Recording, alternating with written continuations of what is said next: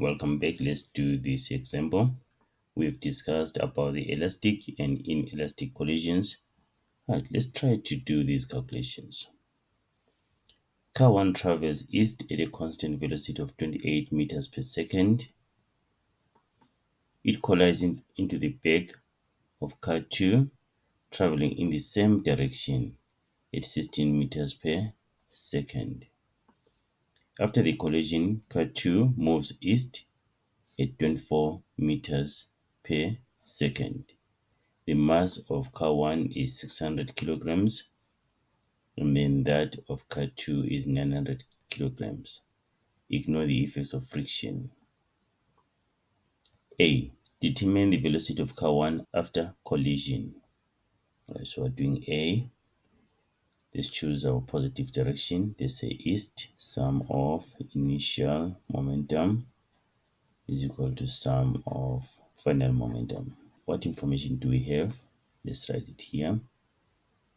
Right, M1 equal to 600, and then initial velocity of 1 is equal to 28 meters per second. Mass of car 2 900, and then the initial velocity of car 2 is 16 meters per second, and then the final velocity of car 2 is 24 meters per second. And then we're looking for the final velocity of car 1, mass of car 1 times initial velocity of car 1 plus mass of car 2 times initial velocity of car 2 is equal to mass of car 1 times final velocity of car 1 plus mass of car 2 times final velocity of car 2.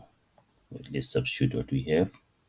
We have 600 times 28 plus 900 times 16 is equal to 600 times the final velocity of car 1 plus 900 times 24. The final velocity of car 1 is equal to 600 times 28 plus 900 times 16 minus 900 times 24 divided by 600.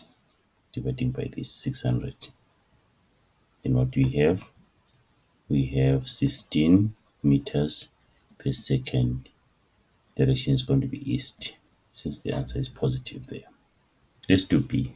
Determine whether the collision between the two colliding cars is elastic or inelastic. Right. For elastic collisions, the total kinetic energy is conserved.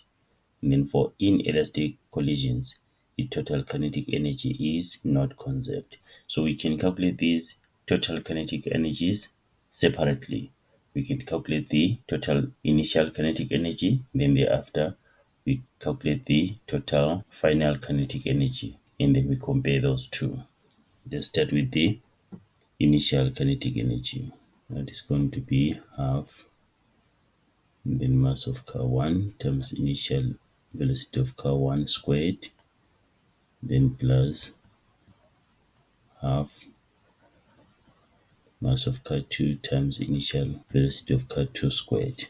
This will give us the total initial kinetic energy.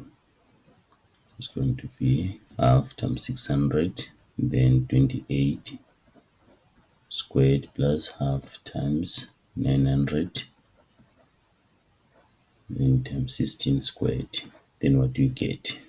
Get 350,400 joules. That is the total initial kinetic energy. Let's find the total final kinetic energy.